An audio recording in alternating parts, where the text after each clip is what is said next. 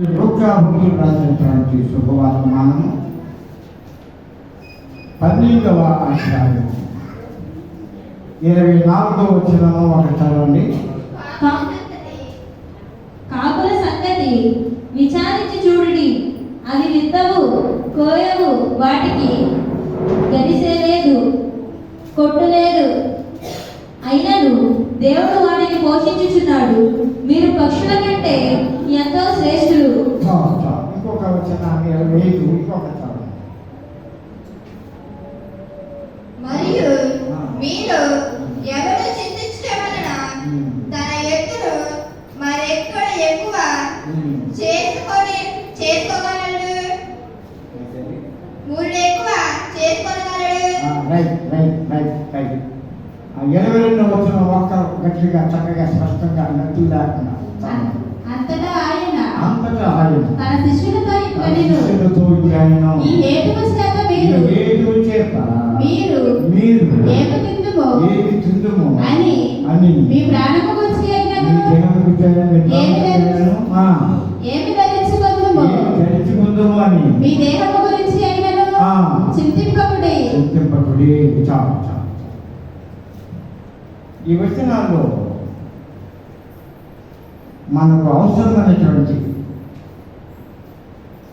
నిత్యము ప్రతిరోజు ప్రతి దినము మనలను వెంబడిస్తూ ఆవరించుకున్నటువంటి ఒక సత్యం ఇక్కడ మనం చూస్తాము. ఏమిటా మర్మము, ఏమిటా సత్యము అంటే చింత అనే మాట చూస్తూ ఉన్నాం. చింతింపకుడి. 25వ వచనంలో చింతించుట వలన అనే మాట చూస్తున్నాం. 26వ వచనంలో చింతింపనేలా, చింతింపకుడి, చింతించుట వలన చింతింపనేలా. ఈ చింత అనేటటువంటి మాట నేను చాలాసార్లు జ్ఞాపకం చేసుకుంటూ ఉంటాను. కారణం ఏంటంటే చింత లేని వారు ఎవరు లేరు. చింత లేకుండా ధైర్యంగా నాగేటయా అన్నవాడు కూడా చింతే ఉంటాడు. ఇది ఒక బలహీనత. మానవుని బలహీనతలో ఒక బలహీనత ఏంటంటే చింత. చింతకి అర్థం చెప్తారా? చింత అంటే అర్థం నేను మా మనవరాలను అడిగాను. ఇద్దరు మా దగ్గర ఉన్నారు. ఇప్పుడు మాట్లాడతాం. ఆవిడ ఏదో డిక్షనరీలు సెల్ఫోన్ తిరిగేసి బాల్ మొత్తం జరిగి చెప్పారు. నాకు మిమ్మల్ని అడుగుతాము. నాకు ఆలోచన లేదు. చింత అంటే ఏంటి? విజయమ్మ ఆలోచన. ఇంకొకరు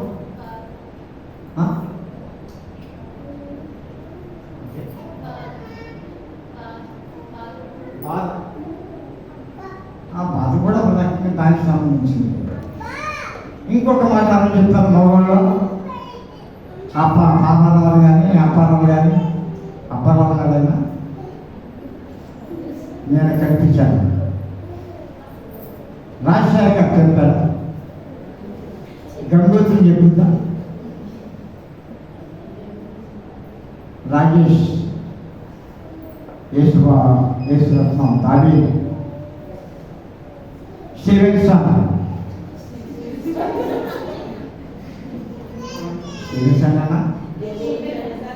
స్టీఫెన్, రెండు వాటి అనుకుంటా. స్టీవెన్సన్ అంటే శరత్ కుమార్ అన్నారు. మరి ఆయన వెంకటరామ కుమార్ కదా. ఇంకెవరు చెప్తారా? ఇంకొక మాట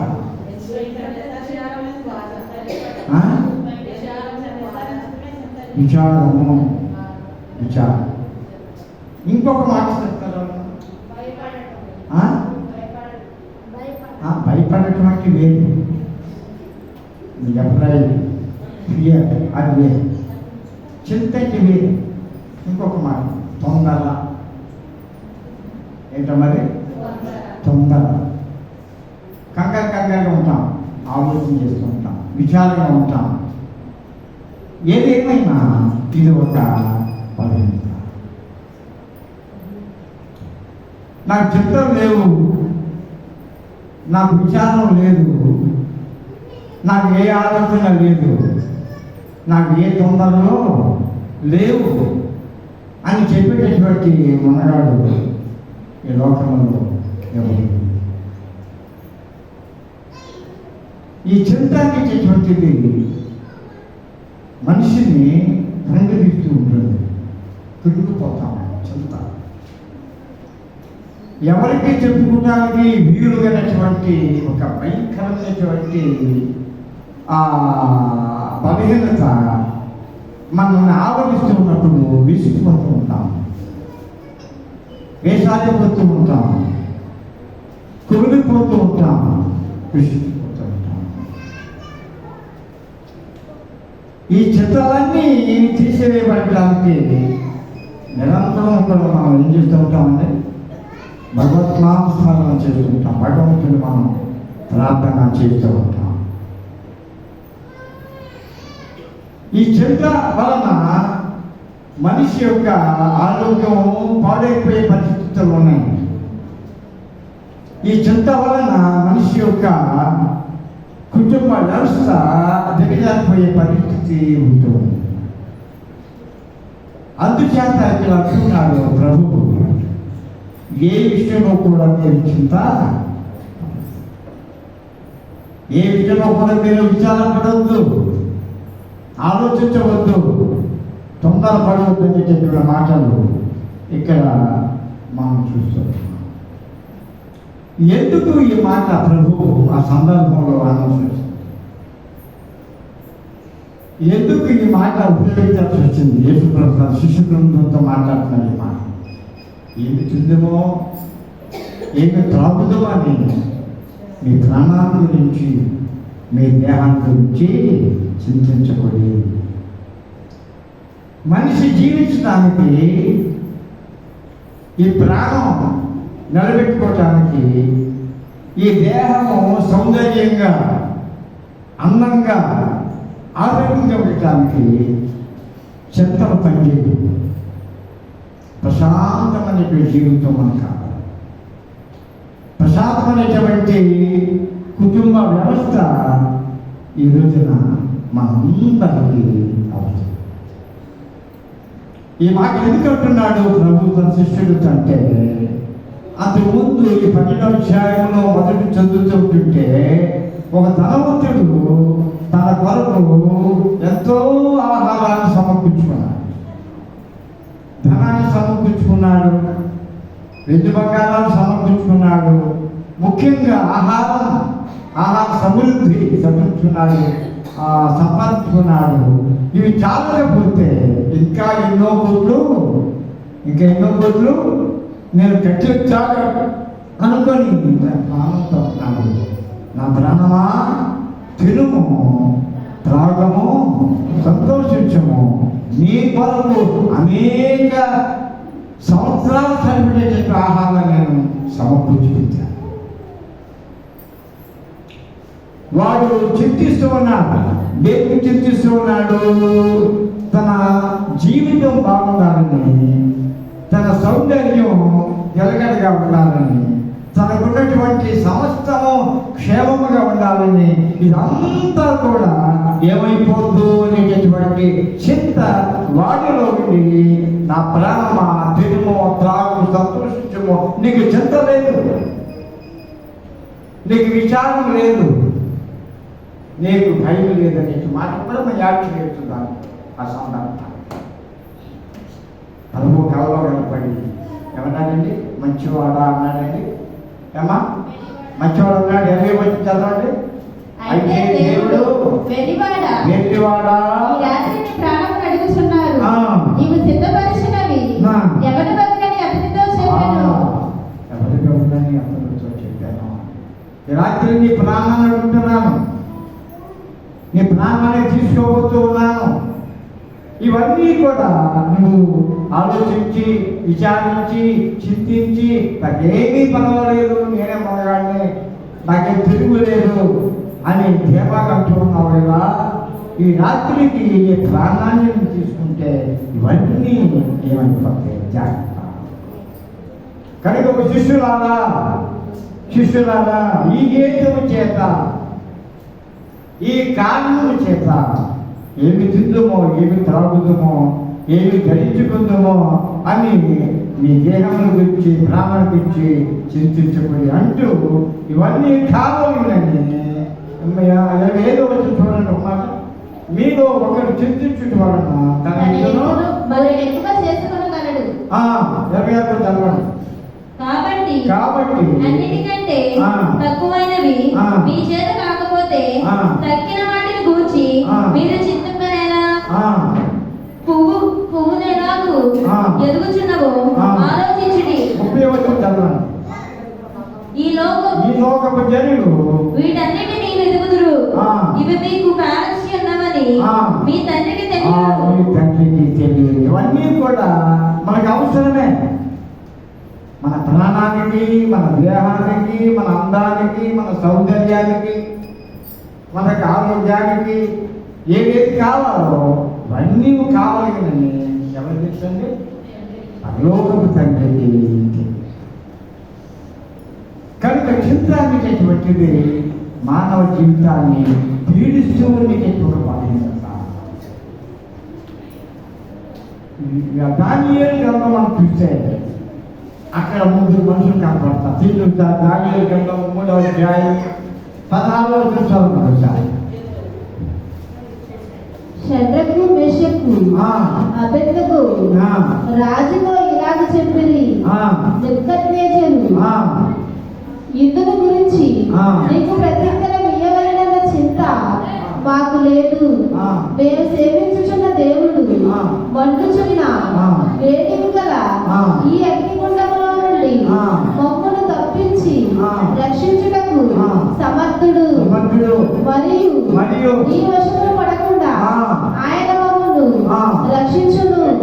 ఒకవేళ ఆయన రక్షింపకపోయినను రాజా, నీ దేవతలను మేము పూజింపమనియు నీవు నిలువబెట్టించిన బంగారు ప్రతిమకు నమస్కరింపమనియు తెలుసుకొను. ఒక గొప్ప మాట అక్కడ మాట్లాడుతున్నారు. నెబుకద్నెజరు ఒక బంగారు విగ్రహాన్ని పెట్టి ఏమంటున్నాడు? జనాన్ని చూసి, మీరు దీన్ని పూజించండి, దీనికి మీరు నమస్కారం చేయండి, నిజమైన దేవుడు ఈమె, నిజమైన దేవత ఈమె. దీనికి మొక్కకపోతే ఎవరైనా సరే, ఎత్తుకునే వారైనా సరే ఎక్కడ పడుతుందండి? అగ్నిగుండములో పడుతుంది. రాజా, నీ శాసనాలకు మేము భయపడే పని లేదు, నీ శాసనాల గురించి మేము ఆలోచించే పని లేదు, నీ శాసనాల గురించి మేము విచారపడే పని లేదు, మాకు చింత లేదయ్యా. ఎవరితో మాట్లాడుతున్నారు? ఒక సామాన్యమైనటువంటి వ్యక్తితో వాళ్ళు మాట్లాడుతున్నారు. ఆ బబులోని దేశమంతటి కూడా రాజుగా మహారాజు అయినటువంటి నెబుకద్నెజరుతో ఇవి మాట్లాడుతున్నారు. మాకు చింత లేదు, మేము పూజ చేయం, మేము నమస్కారం చేయం, మేము పూజించేది, మేము నమస్కారం పెట్టేటటువంటిది ఒకే ఒకరికి మా దేవుడు. ఆయన రోషం కలిగిన వాడు, ఆయన పౌరుషం కలిగిన వాడు, ప్రజదేవుడు. ఆయన తప్ప మేము ఎవరికి కూడా పూజ చేయము, నమస్కారం చేయము. మా కూర్చో రాజేష్, కంట్రోల్ చేయి కూర్చోండి. కనుక మాకు చింత లేదు. ధైర్యంతో వాళ్ళు మహారాజుతో ఆ మాటలు మాట్లాడుతున్నారు. చివరాఖరికి రాజు ఊరుకున్నాడా? ఊరుకోలేదు.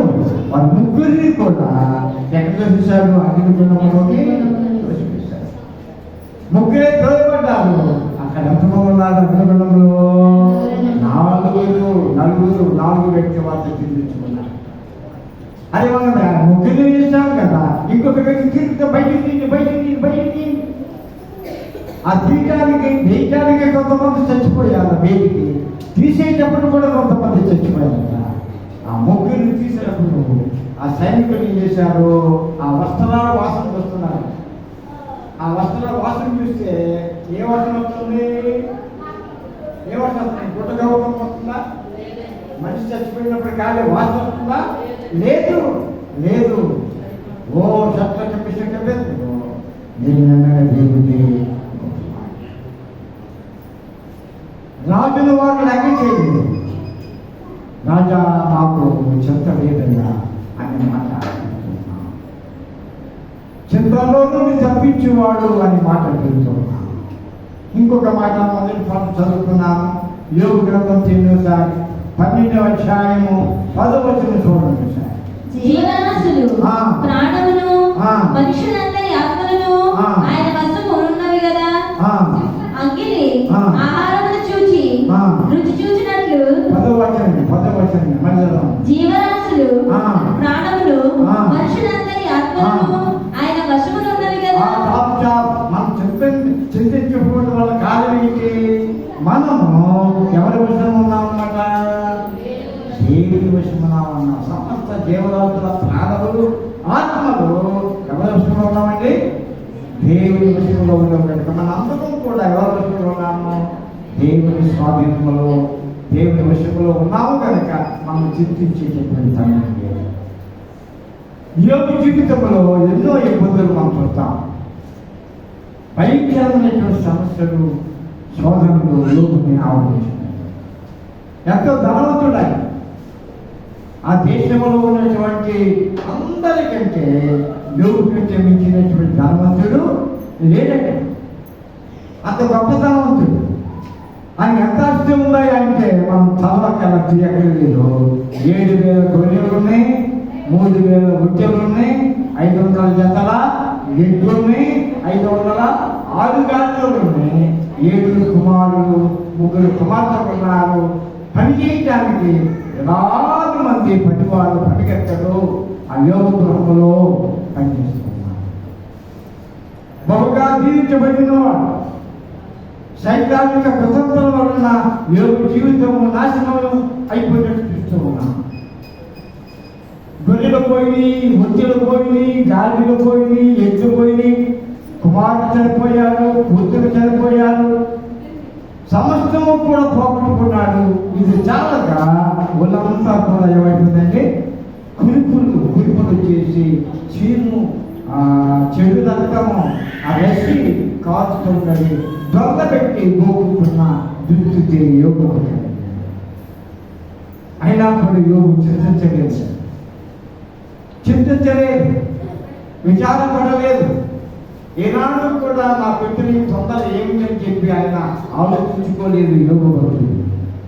ఆయన అనుకున్నది ఒకటే, యెహోవా ఇచ్చాను, యెహోవా బాధ్యత అన్న మాట యోగు. ఎందుకయ్యా ఈ బాధ్యత? ఆ సైతం చెప్తున్నాడు కదా, దేవుని దూషించమని. ఒక్క మాట చెప్తే అయిపోతుంది కదా, అంతా మనకి క్షేమం జరుగుతుంది కదా అని భార్య కూడా ఎంతో ఒత్తిడి చేసింది యోగు భక్తుడు.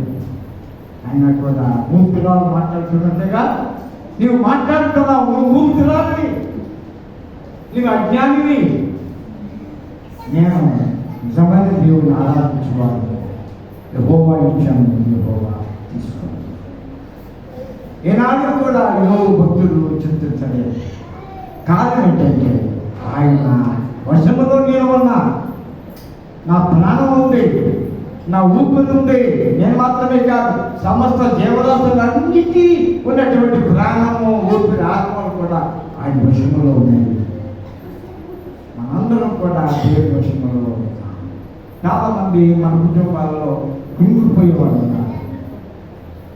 ఏదైనా ఇబ్బంది వచ్చిందనుకోండి, ఏదైనా తొందర వచ్చిందనుకోండి, ఎంతో మనం కుంగిపోయేవాళ్ళం. ఇదేనా వాళ్ళ, ఇదేనా నా విశ్వాసం, ఇదేనా దేవుని ప్రేమ, నన్నేది ఈ విధంగా శిక్షించాలా, నన్నే విధంగా బాధ పెట్టాలా, ఏ ప్రభువా ఈ పరీక్ష అని చింత పెట్టుకుని, విచారం పెట్టుకుని, అనాథ పెట్టుకుని కుంగిపోయి కుటుంబాలు చాలా చాలా. నా జీవితంలో కూడా ఎన్నోసార్లు చింతించాను. చిన్నప్పటి నుంచి కూడా ఇప్పటి వరకు కూడా ఏదో ఒక చింత పెద్ద కుటుంబం. మా తల్లిదండ్రులు ఉద్యోగస్తులు కాదు, ఆస్తి పనులు లేవు.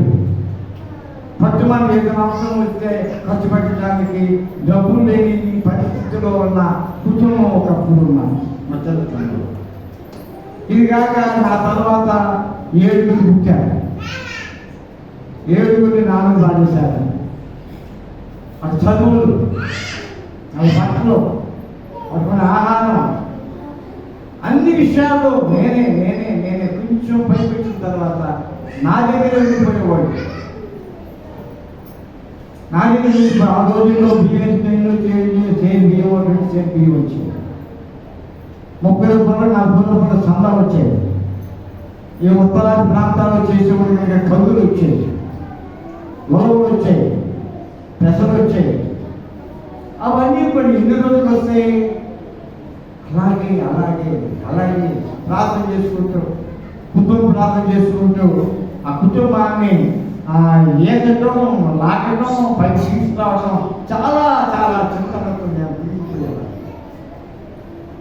ఆ పెళ్ళిళ్ళ వరకు, చదువులు, ఉద్యోగాలు, పెళ్ళిళ్ళు, ఎక్కడెక్కడ ఉన్నారు కావాల్సినటువంటి ఆడపిల్లలు, మోటలు ఎతికి పట్టుకొని అయ్యగారిని పిలిచి వాళ్ళని భోజనం పెట్టి చార్జీలిచ్చి, సంఘానికి నా మిత్రులు నాతో చదువుకున్న అయ్యగారిని పిలిచి ఘనంగా దేవుడిని జయించిన సందర్భాలు అప్పుడప్పుడు గురుకుంటే మా జ్ఞాపకం. ఎన్నో చింతలు, ఎన్నో విచారాలు నన్ను గమనించినప్పుడు ఎంతో బాగా కన్నీరుగా ఏడుస్తూ ఉంది. ఆదించేవాడు లేడు, పలకరించేవాడు లేడు. నేనున్నా నీకే పర్వాలేదు, మీరు 1000 రూపాయలు ఇచ్చుకో, 2000 ఇచ్చుకో, 100 అనేవాడు లేడు. అన్నీ నేనే. ఈనాడు వాళ్ళందరూ కూడా చక్కగా దీవించారు. ప్రార్థనే ప్రార్థన ఎలాగే దేవుడు ఉన్నాడు, మీరు ప్రార్థన చేసుకోండి. ఏమిటో మీకు విచారపడద్దు, దేవుడు ఉన్నాడు అనే మాటతో ప్రార్థించి వాళ్ళని పంపించి హరిసిగా వాళ్ళు ఎంతో ప్రయోజకులయ్యారు. మా అబ్బాయి వాళ్ళు ఉద్యోగం చేసుకుంటారు, పిల్లలు చదువుకుంటున్నారు. మా అమ్మాయి ఆమె కూడా మంచిగా చదువుతుంది. కారణం ఏంటంటే చింతలన్నీ తీసివేసే దేవుడు మన పక్షంగా ఉన్నాడు. అందుకని మేము ఏం చేసామంటే దేవుడికి మొదటి కీర్తనలు 57 కీర్తన 57 తీయమా. 55 కీర్తన అమ్మ కీర్తన 22వ వచనం. నీ భారము యెహోవా మీద మోపుము, ఆయన నిన్నే ఆదుకొనును.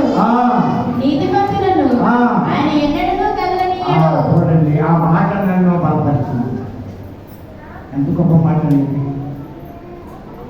అనుకుంటున్నాను. నేను ఒక్కోసారి రేగులపాల సంఘంలో చక్కగా చదువుకుంటున్నాను. ఒకరోజు వారికి ఆపదలు వస్తున్నాయి, అనారోగ్యాలు వస్తున్నాయి. దూరాభారంలో ఉన్న పిల్లలు కొంతమంది ఉన్నారు, హాస్టల్స్లో ఉన్నారు, ఆటోలు వెళ్తున్నారు, బస్సుల్లో వెళ్తున్నారు. ఈ పిల్లలందరూ కూడా దేవుడు గొప్ప ఆదరణ ఇచ్చాడు. చింతలేని సంఘంగా ఉంది ఈ రోజున దేవుడి భాష. ఒకప్పుడు అన్ని చింతలే ఉన్నాయి. చింతలంటే ఆస్తిపాస్తులు లేవు, ఆరోగ్యంగా ఉండేవారు కాదు, ఈ దూర ప్రాంతానికి నడుచులు వచ్చేవాడు కాదు, వీళ్ళు హాస్పిటల్కి వెళ్ళడానికి డబ్బులు ఉండే కాదు, వాహనాలు ఉండే కాదు. చాలా ఇబ్బంది పడే సంఘం దేవుడి సంఘం. నేను వచ్చినప్పుడు ఒక మాట అంటుండేవాడిని, మీ భారాన్ని యెహోవా మీద మోపండి, ఆయన మిమ్మల్ని పైకి తీసుకొచ్చి. 2 దఫాలు చేశాను ఈ పేద సంఘాలలో. ఆ మాటే ఆ ప్రార్థన చేస్తూ ఉండేవాడిని. మనం చాలా వెళ్ళిపోయేవాడిని. ఆ విశ్వాసంతో నేను రిటైర్ అయిపోయాను. ఆ విశ్వాసంతో ఎక్కడి జీవిస్తూ ఉన్నాను. రావడం కారణం కూడా ఏంటి? ఆరోగ్యం ఉందా, నాకు పని పాట లేక ఏంటండి? ఎందుకు?